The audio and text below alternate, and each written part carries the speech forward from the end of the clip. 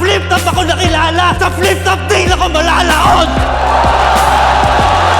Uploaded na rin ang isa sa 3-way battle nitong Ahon 15 na Tipsy D versus Fruz. Ang pagbabalik na ito ni Tipsy D ay matagal nang inihihirit ng mga tagahanga niya matapos itong pansamantalang nawala sa battle rap. Kaya ang pagkasa niya ng 3-way battle kay Fruz at MZ ay tila regalo niya para sa mga nag-aabang. At tulad ng inaasahan, makikita ang pagwawala ng mga tao sa naging ender ni Tipsy D sa round 3 niya. Isang post naman mula sa page ng Sunugan tungkol sa nalaos daw ang dinagsa ng mga komento ng netizen. Hindi man pinangalanan ng page ang tinutukoy, ay may ilang nag-assume na si Tipsy D ang tinutukoy dito at nakuha pang itag ang MC. Ilang negatibong komento pa ang iniwan ng ibang tila na trigger sa post na ito ng Sunugan at nagsabing mas inaabangan pa nila ang video ng pagluluto ni Tipsy D kaysa sa upload ng liga. At bago tayo pumunta sa pagtatapos, para sa lahat ng nag-ahamon, dito tayo magtutuos. Sa flip top yung ikamada, di yung sa ibang liga patatagos.